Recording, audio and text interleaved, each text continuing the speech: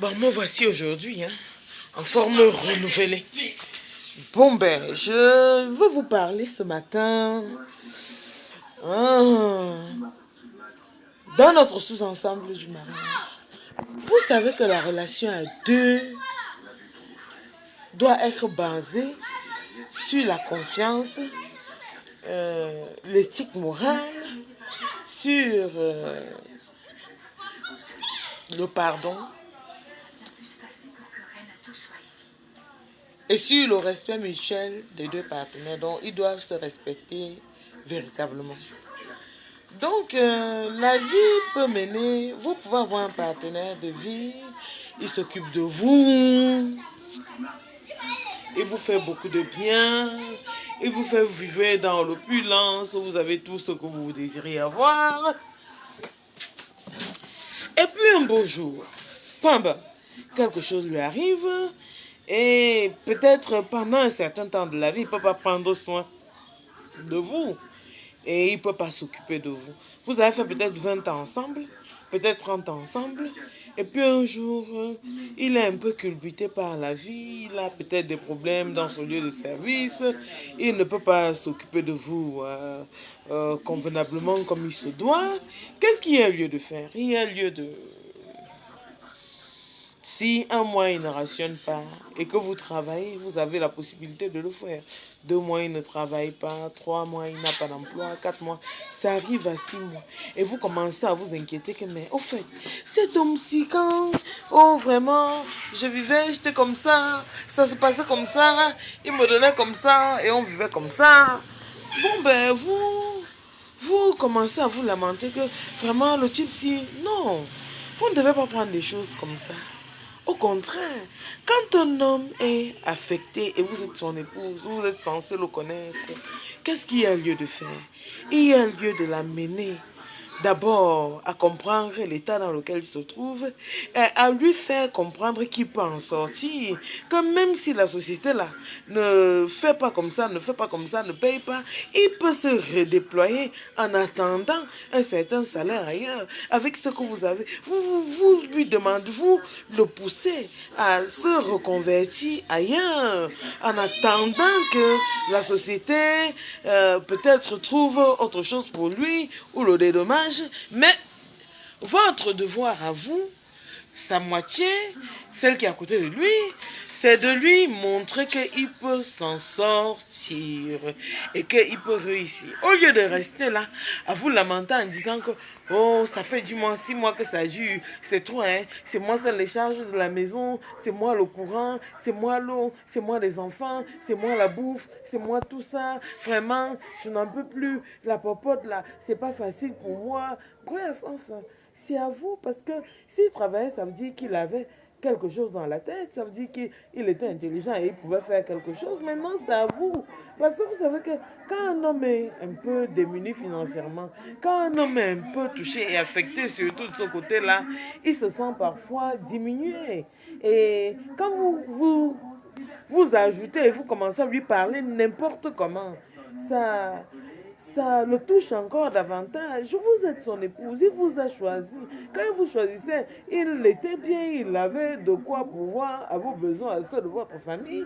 Maintenant qu'il est un peu secoué, là, c'est donc maintenant à vous de vous battre pour le relever, pour lui montrer que non, il n'est pas fini.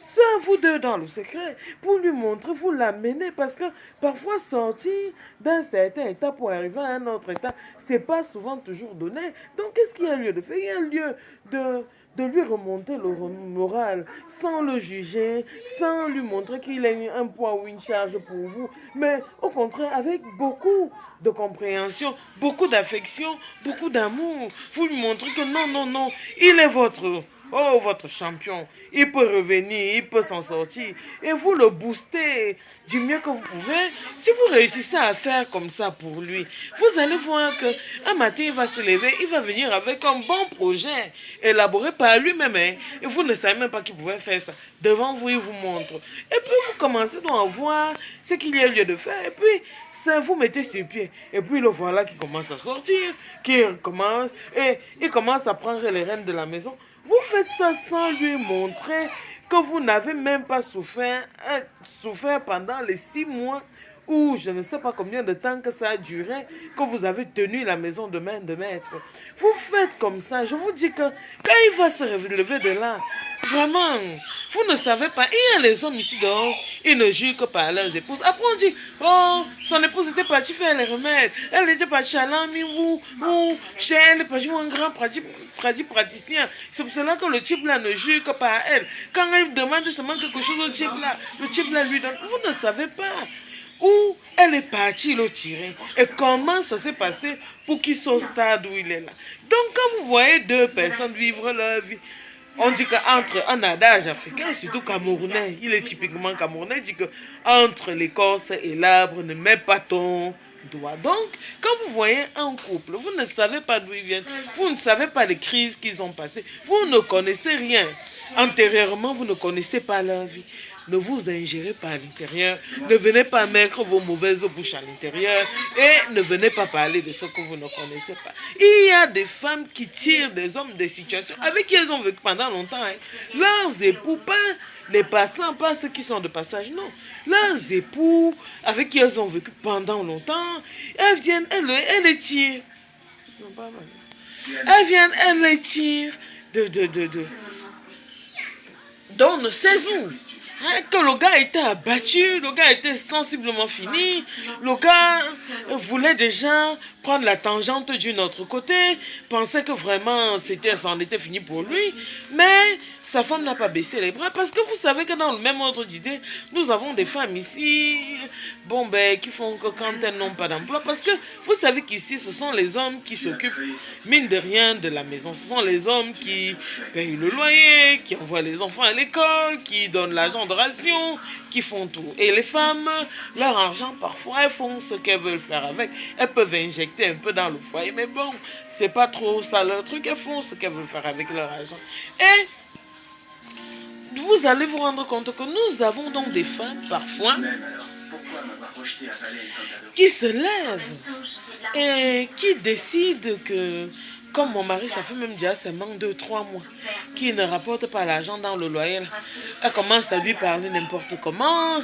Elle lui manque de respect à toutes les dimensions et à tous les niveaux. Elle démontre à tout son entourage que son mari c'est un vaurien, qu'il n'a pas d'emploi, que c'est elle qui fait tout dans la maison. Non, non, non, non, non, non, non. Ça ne se passe jamais comme ça. Après ça, quand une femme va le récupérer dehors et faire comme je dis là, elle va dire que c'était la sorcellerie. Non. Quand c'est votre mari, vous avez dit oui pour le meilleur et pour le pire. Quand le pire arrive, vous vous battez en cachette. Vous ne montrez même pas aux gens ni à votre famille que votre mari est atteint quelque part. Parce que votre force à vous, quand vous êtes marié, c'est votre mari. Hein? Et votre famille à vous. Donc vous n'avez pas le droit de prendre votre famille, de vilipender votre famille, d'aller raconter n'importe quoi aux gens. Oh, vraiment, le salopard, vous partez vous asseoir au milieu de mes amis. Il n'a même pas encore trouvé le travail. Hein? Vraiment, un fainéant comme ça. Vous appelez votre mari un homme qui dort avec vous et que vous voyez nuit, vous voyez nuit, vous connaissez bien. Vous osez aller l'appeler dehors un salopard. Vous ne le respectez pas. Mais vous vous insultez vous-même. Vous êtes une femme, vous passez le temps à vous insulter vous-même. Et ça ne vous dit absolument rien. Hein? Il faut avoir honte d'une telle conduite. Il faut avoir honte d'un tel comportement. Une femme a le devoir de couvrir sa famille, de protéger ses enfants et de couvrir son mari. Quand ton mari rentre de tout chez toi, il doit trouver que sa maison est un havre de paix pour lui.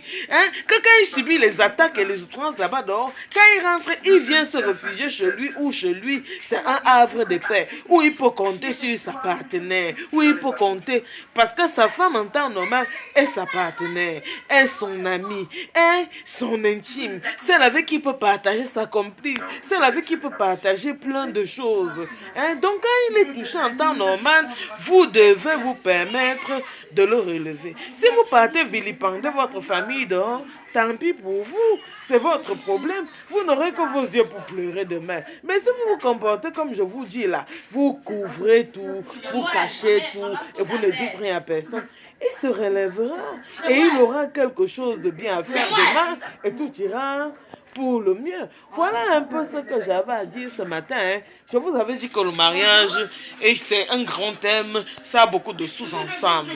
Donc voilà donc un des sous-ensembles ce matin. De quoi je voulais parler aujourd'hui. Je voulais seulement exhorter d'abord les femmes. Pour les hommes, ça viendra après. D'abord les femmes. Parce que c'est elles le pilier central de la famille. C'est elles qui restent avec les enfants parfois à la maison, ou bien quand elles sortent, bon ben peut-être qu'elles ont des domestiques, mais la plupart du temps ce sont les femmes qui sont à la maison et qui donnent l'éducation aux enfants. Donc c'est pour cela que j'attire un peu l'attention des femmes ce matin à pouvoir faire ce qu'il y a lieu de faire pour que leur ménage soit bien. Vous voyez, on a encore d'autres faux problèmes là. On a des femmes, par exemple, qui quittent leur maison, qui partent s'asseoir chez la voisine le matin, et bavardent jusqu'à midi, jusqu'à 13h, jusqu'à 14h. Nos maris viennent, ils s'énervent. Non, il ne devrait pas en être ainsi, maman. Ne pas parler de ton mari. On ne parle pas de son. C'est ton mari, c'est toi. Hein? Ce n'est pas avec lui que tu dors toutes les nuits sur le lit. Tu dors avec qui un écran? Non. Ton mari, c'est toi. On ne raconte pas, on ne vilipende pas la vie de son partenaire. Ton partenaire de vie, c'est pour toi, c'est pour vous deux. Quel que soit ce qui te fait garde à l'intérieur de toi, ne dis pas. Parce que tu sais que quand tu peux raconter à quelqu'un ce que ton partenaire t'a fait. Et il y a un prédicateur qui disait que ça fait photo cliché. Donc tu vois que quand tu te filmes là, dans 10 ans, tu viens regarder, tu vois la même photo, non? Donc ça veut dire quoi? Ça veut dire que quand tu finis de partir raconter, ça cale dans son cœur. Même si tu finis d'arranger bien avec ton mari et demain vous êtes heureux, quand elle va voir ton mari, elle va seulement penser à ce que tu lui avais dit pour la période. Là-dedans, il faut faire attention, mesdames, mes jeunes sœurs, nos enfants. Il faut apprendre à couvrir vos familles. Quand vous couvrez vos familles, vous vous sentez très bien. Parce que quand un homme ne connaît pas les faiblesses de votre famille, quand un homme ne connaît pas les faiblesses de vos mères, de vos pères, de vos frères, de vos sœurs, il ne sait pas comment se tenir pour attaquer votre famille, ou bien pour humilier, ou bien pour être orgueilleux et montrer qu'il est pédant vis-à-vis de votre famille. Quand vous couvrez votre famille et vous montrez que dans votre famille, oh, notre famille n'est pas comme ça, tu vas jamais venir voir ma soeur ici, venir te dire que, pardon, donne-moi 100 francs, et je dis, donne-moi 200. Non, ne parle pas de ma famille. Ma famille, vraiment, mes parents sont des personnes fiables, mes parents sont des personnes de confiance. Oh, ma famille, vous élevez votre famille, vous parlez bien de votre famille, et vous abstenez d'aller raconter n'importe quoi sur votre mari à n'importe qui, même pas votre soeur, même pas votre meilleure amie. Il y a des choses qu'on ne dit pas. Vous pouvez dire à votre ami que je te dis que mon gars, j'ai prévu qu'on doit m'aller à Kribu le week-end prochain. Oui, c'est normal. Il faut dire ça, ça revalorise le couple et ça valorise votre mari. Donc, il faut dire, oh, mon gars m'a acheté une paire de chaussures. Et il faut se battre pour essayer de revaloriser la personne avec qui vous êtes. Quand il ne se comporte pas bien, vous avez ce que vous pouvez faire. Si c'est très compliqué, vous partez voir le prêtre de votre communauté si vous partez à l'église. Si c'est même le pasteur, vous partez voir le pasteur. Vous partez voir quelqu'un ou bien un membre de sa famille qui craint et pour qui surtout, pour qui il a beaucoup de respect. C'est vers celui-là que vous partez, vous tournez, vous partez le voir et vous ne malparlez pas de lui n'importe comment. Il faut avoir la stratégie, la finesse et le tact même pour parler de lui. Vous allez dire certainement que vraiment je viens vous voir, votre fils est devenu, je souhaiterais que que vous l'appeliez un peu pour lui parler. Parce que parfois quand quelqu'un aime beaucoup un membre de sa famille, quand il appelle, il l'écoute ce que on a à lui dire et il rentre, même s'il fait comme s'il sera fâché au départ, mais ça va donner